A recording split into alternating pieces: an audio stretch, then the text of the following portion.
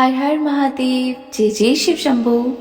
आज हम महाशिव पुराण का अध्याय 6 पढ़ने वाले हैं, जिसमें हम पढ़ेंगे कि शिव पुराण के श्रवण की विधि क्या है। ठीक है, तो शुरू करते हैं। शौनिक जी कहते हैं, महाप्रतापी सूत जी, आप धन्य हैं एवं भक्तों में शिव भक्तों में श्रेष्ठ हैं। हम पर कृपा कर हमें कल्याण में शिव पुराण के श्रवण की विधि बताएं, जिससे सभी श्रोताओं को संपूर्ण उत्तम फल की प्राप्ति हो।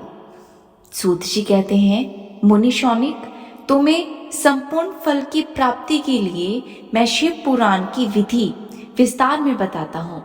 सर्वप्रथम किसी ज्योतिषी को बुलाकर दान से संतुष्ट कर उसे कथा का शुभ मुहूर्त निकलवाना चाहिए और उसकी सूचना का संदेश सभी लोगों तक पहुंचाना चाहिए कि हमारे यहाँ पे शिव पुराण की कथा होने वाली है।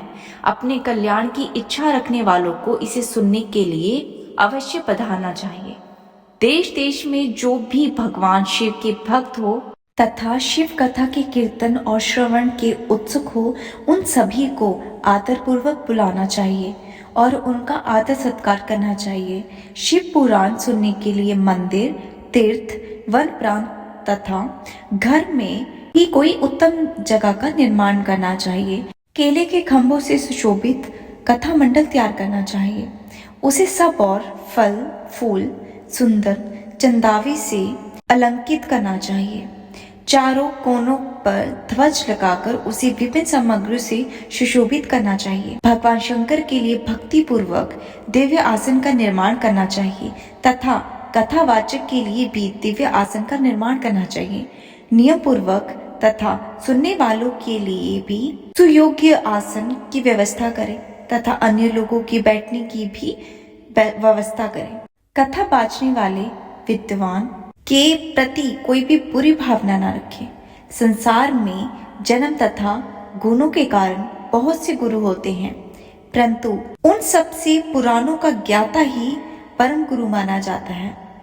पुराण वेता पवित्र, शांत, साधु, ईर्ष्या पर विजय प्राप्त करने वाला और दयालु होना चाहिए। ऐसा गुणी मनुष्य को ही इस पुण्यमय कथा का वाचन करना चाहिए। सूर्योदय से 3:30 पहर तक इसे वाचने का उपयुक्त समय है। मध्याह्न काल में 2 घड़ी तक कथा को बंद रखना चाहिए ताकि लोग मूल मंत्र का त्याग कर सकें। जिस दिन से कथा शुरू हो रही है उस दिन से 1 दिन पहले व्रत ग्रहण करना चाहिए।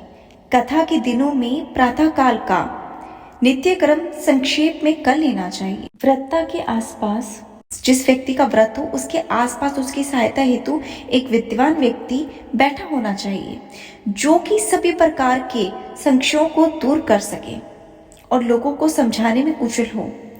कथा में आने वाले विघ्नों को दूर करने के लिए सर्वप्रथम गणेश जी का पूजन करना चाहिए। भगवान शिव पुराण का भक्ति भावना से पूजन करना चाहिए। तत्पश्चात श्रोता तन मन से शुद्ध होकर आदरपूर्वक शिव पुराण की कथा सुने। वो वक्ता और श्रोता अनेक प्रकार के कर्मों से भटक रहे हो, काम आदि 6 विकारों में युक्त हो, वे पुष्प के भागी नहीं हो सकते। जो मनुष्य अपनी सभी चिंताओं को भूलकर कथा में मन लगाते हैं, उन शुद्ध मनुष्यों को उत्तम फल की प्राप्ति होती है। ये था शिव पुराण का अध्याय 6। कल हम पढ़ेंगे अध्याय 7। तब तक के लिए हर हर महादेव, जय जय शिव शक्ति।